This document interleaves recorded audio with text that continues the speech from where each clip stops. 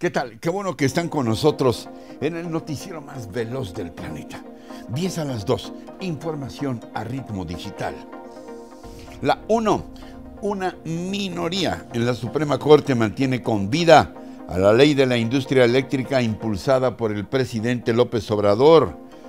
7 de los 11 ministros que integran el Tribunal Supremo del país votaron por declarar la inconstitucionalidad de las fracciones de esta ley al considerar que vulneran la libre competencia y dejan en desventaja a las llamadas energías limpias. Se quedaron a un voto de los 8 que establece la Corte para invalidar una norma ya vigente. Esto significa que las impugnaciones presentadas por la oposición en contra de la ley de la industria eléctrica se desestiman, por lo que la Suprema Corte no emitirá ninguna jurisprudencia sobre su validez. El ministro presidente Arturo Saldívar reconoció que dicha ley busca la confiabilidad y continuidad del sistema eléctrico y destacó la labor que concierne a los ministros en estos casos. Nuestra labor no es evaluar la pertinencia de su diseño, las bondades de su modelo económico o la conveniencia de su regulación, mucho menos nuestra coincidencia ideológica. Nuestra labor es interpretar la Constitución con fidelidad y decidir si la medida impugnada vulnera sus postulados. La 2. El embajador de Estados Unidos en México, Ken Salazar, señaló que la decisión de la Suprema Corte de declarar constitucional la ley de la industria eléctrica traerá una serie de demandas de amparo sin fin. Lluvia de amparos, agregó, que ocasionará falta de confianza y baja en las inversiones internacionales. México, dijo Ken Salazar, le da la espalda al llamado de Joe Biden de crear una América del Norte como una potencia de energía limpia. En tanto, la oposición lamenta la resolución de la Corte y acusa la intervención del gobierno federal en la decisión de los ministros. También coincidieron en que habrá una lluvia de amparos por inconformidades. El Consejo Coordinador Empresarial pidió analizar a detalle el sentido de la votación de la Corte Suprema para evaluar sus consecuencias jurídicas y efectos en los procesos judiciales en curso. En tanto, analistas del sector energético y financiero consideraron que la decisión de los magistrados de la Corte Suprema incrementará la incertidumbre en el sector energético. La 3. El presidente Andrés Manuel López Obrador calificó como un triunfo histórico la resolución de la Corte al declarar constitucional la ley de la industria eléctrica. Quiero informarle al pueblo de México que la resolución de la Suprema Corte de declarar constitucional la ley eléctrica fue una decisión histórica, patriota, en beneficio del pueblo de México, en beneficio de la nación. En su conferencia matutina de Palacio Nacional, López Obrador se dijo estar feliz por la decisión de la Corte, lo que demuestra, agregó, que hay un auténtico Estado de Derecho, porque no fueron todos los ministros los que votaron a favor. Subrayó que se reparó el daño, se protegió a la gente para que en el futuro no haya abusos en el precio de la luz. También con la decisión, externó al jefe del Ejecutivo, se podrán usar las 60 hidroeléctricas que tiene la CFE al 100%, ya que solo las dejaban producir 3% por darle preferencia a empresas como la española Iberdrola. Hidroeléctricas que producen la energía más limpia del mundo, pero que por darle preferencia a las empresas dejaron de funcionar, dijo. En este escenario, López Obrador aconsejó una vez más a los legisladores que piensen su voto en la reforma eléctrica. Son dos aspectos, uno fue la ley y ahora se discutirá la reforma porque se van a exhibir como traidores a la patria, dijo. Y sobre lo dicho por el embajador Ken Salazar, señaló que respeta sus expresiones, pero volvió a reiterar que la ley de la industria eléctrica no viola ningún tratado. La 4. Morena y sus aliados mejoran su oferta y aceptan 9 de los 12 puntos planteados por Va por México en su contrapropuesta de reforma eléctrica. Manifiestan que están a revisión 3 de estos puntos que resultan torales en la propuesta de PAN, PRI y PRD.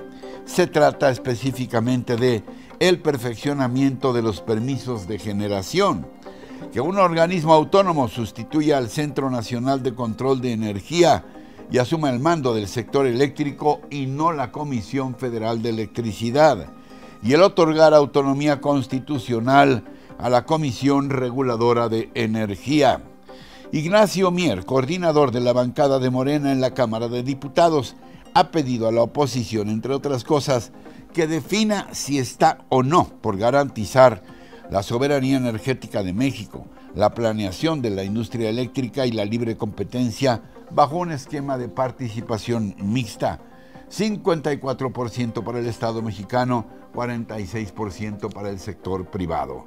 La Junta de Coordinación Política de la Cámara de Diputados aprobó por unanimidad que martes y miércoles de la próxima semana habrá sesiones ordinarias para discutir y, en su caso, aprobar la reforma eléctrica. La 5. Y sobre el actual momentum del debate eléctrico hablé esta mañana con el polémico diputado Gerardo Fernández Noroña del Partido del Trabajo. ¿Cuál es tu opinión sobre esta aprobación? Aunque fue solo 4 ministros contra 7, bueno, así está la ley, la aprobación de la constitucionalidad de la ley de la industria eléctrica ayer en la Suprema Corte, Gerardo. A mí no me satisface el resultado, la verdad es que, lo digo con todas sus letras, fue una determinación canalla que no se hubiera determinado el hecho, más allá de la constitucionalidad, los votos suficientes para que ya no pudieran ampararse frente a la ley. El dejar abierta esa vía, pues mantiene, por lo tanto, la necesidad de una reforma constitucional. El que ellos hubieran determinado la validez absoluta de la ley sin posibilidades de amparo, habría dejado ya sin efecto buena parte del debate que se viene dando. Y lo digo, ayer Ignacio Mier les tendió la mano de 12 planteamientos que están haciendo la oposición, 9 les dice sí, y además a los fundamentales, 3 plantea que se están revisando, y a pesar de eso la oposición se mantiene en bloque con su intención de rechazar la reforma constitucional. Como yo lo dije ayer en la rueda de prensa que dimos la coalición Juntos Hacemos Historia, es un momento de definiciones, es un momento histórico, y hay 2 partidos, quienes están con el pueblo y quienes están contra el pueblo, que cada quien tome su partido, porque no podemos permitir que nos sigan robando 490,000 millones de pesos al año y aceptar la desaparición de Comisión Federal de Electricidad para que nosotros solo seamos los distribuidores de la electricidad y los cobradores, mientras las utilidades se llevan las empresas extranjeras y dejamos en sus manos la producción de electricidad. Es una decisión verdaderamente contraria al interés nacional. No quedaría fuera el que sea un derecho humano, quedarían fuera los subsidios, quedarían fuera el desarrollo del país determinado desde el Estado mexicano, seguirían robándonos, como ya lo dije. O sea, a mí me parece que es una actitud verdaderamente ruin de la oposición y lamentable, bueno, ya lo dije, canalla, de los ministros de la Corte que votaron en contra. ¿Tú crees que se pueda aprobar la reforma, discutir y aprobar la reforma eléctrica en los primeros días de la próxima semana, lunes, martes, miércoles? ¿Crees que se pueda aprobar? Incluso el presidente ha dicho que estaría dispuesto a construir una nueva propuesta de reforma eléctrica junto con la oposición. Bueno, yo te reitero que ayer Ignacio Mier, a nombre de la coalición, aceptó 9 de los 12 puntos que plantean. Deberían votar en favor. Yo no los veo en esa determinación. Yo los veo en la determinación de rechazar la reforma constitucional con toda esta palabrería hueca de que pone en riesgo la estabilidad económica del país, que bueno, ya dejaron a un lado todas las argumentaciones que fueron desmontándose de que eran energías sucias, de que era importante la inversión extranjera. Son solo 880,000 millones para un mercado nacional de 6,300,000 millones de pesos. La voluntad ha estado desde un principio de parte nuestra, no ha sido así de la oposición, que hemos llegado hasta este mes con engaños, con planteamientos de acompañamiento que no se están cumpliendo. Se hicieron foros de Parlamento abierto donde todas las posiciones fueron escuchadas, donde se fue enriqueciendo la iniciativa, y yo francamente creo que la oposición está haciendo un cálculo político equivocado, porque los ojos del país van a estar sobre nosotros el próximo martes. Empezamos el lunes en comisiones, sí, y el martes va al pleno la iniciativa. La 6. La inflación en México en su nivel más alto en 21 años. El Instituto Nacional de Estadística y Geografía, el INEGI, informa que la tasa de inflación en México subió a 7,45% durante el mes de marzo, lo que representa el mayor nivel desde el 2001. Expertos señalan que esta tendencia al alza en la inflación no solo está afectando a México, sino a todas las economías del mundo, a consecuencia en principio de la pandemia por el COVID-19, pero ahora también debido al conflicto bélico entre Rusia y Ucrania, lo que ha disparado los precios del petróleo y con ello el costo de muchos elementos, lo cual repercute en la cadena productiva.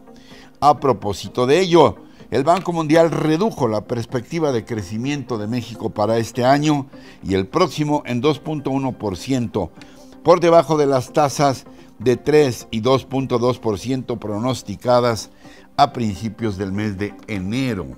El organismo establece que esta reducción tiene que ver en buena medida a los efectos de la invasión rusa a Ucrania. Finalmente, el Banco Mundial establece que el Producto Interno Bruto de América Latina habrá de crecer en este año 2022 en tan solo 2,3%. La 7. La Secretaría de Salud informó que en las últimas 24 horas se confirmaron 32,000 nuevos casos de COVID-19. 32,000. La dependencia explicó que este incremento se debió a la migración extemporánea de casos del IMSS, por lo que son de nueva ocurrencia. Los decesos fueron de 105 para un acumulado de 323,105 muertes, cifra oficial desde que inició la pandemia, aunque extraoficialmente y de acuerdo con las citas de mortalidad del propio INEGI, ya nos acercamos o tal vez rebasamos los 700,000 muertos. A pesar del aumento de los casos de COVID-19, se mantiene estable la tasa de ocupación hospitalaria con un 6% en camas generales y 3% en camas con ventilador, una de las cifras más bajas desde el inicio de la pandemia.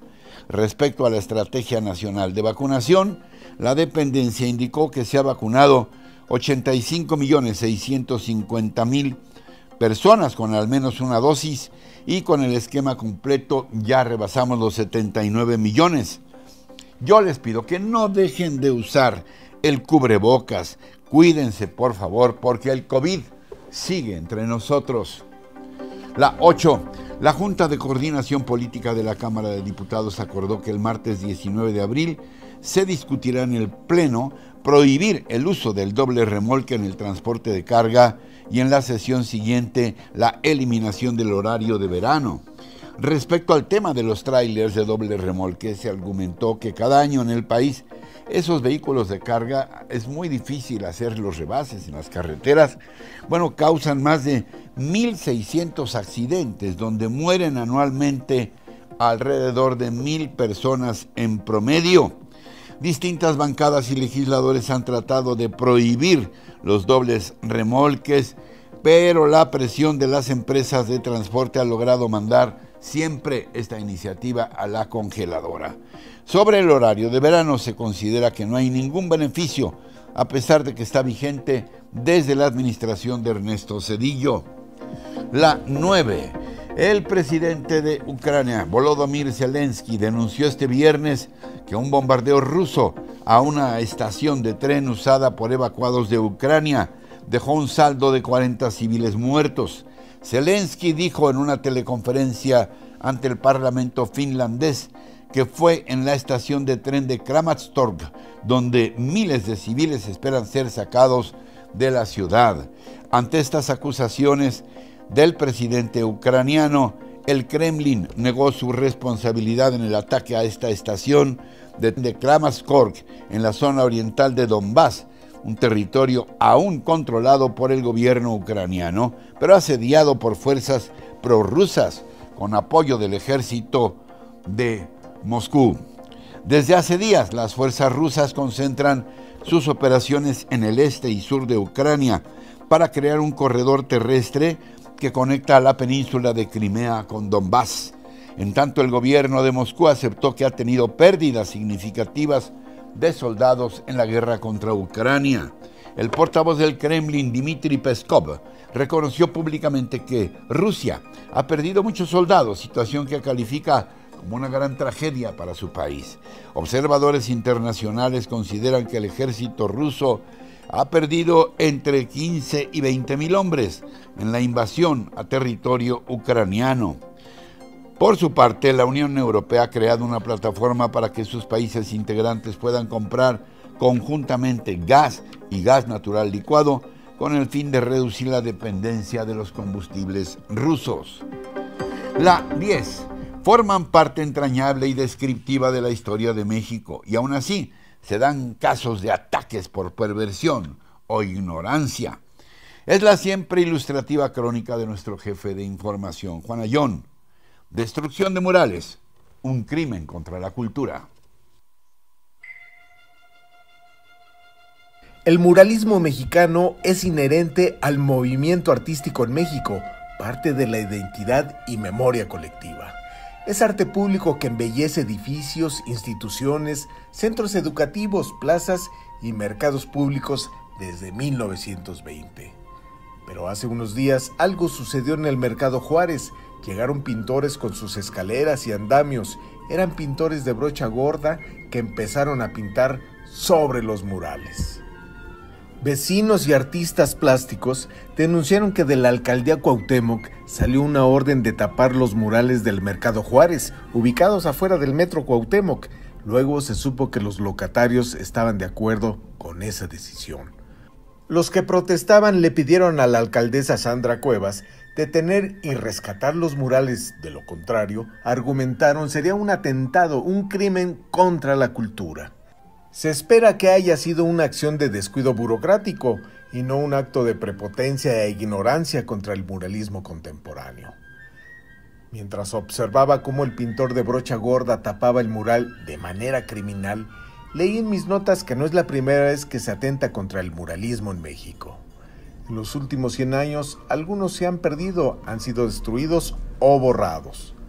Los murales que pintó el Dr. Atl en la iglesia de San Pedro y San Pablo del centro histórico fueron raspados y convertidos en polvo de colores. La investigadora de la UNAM, Julieta Ortiz, afirma que los mandó borrar Narciso Bassols cuando fue secretario de Educación Pública. A pesar de que Bassols era un defensor de la educación laica y anticlerical, los murales del Dr. Atl en la escuela del convento de San Pedro y San Pablo no le parecieron propios para los niños. Los murales mostraban desnudos, por lo que a don Narciso Bassols dijo que eran distracciones para los menores y esas obras monumentales terminaron en polvo.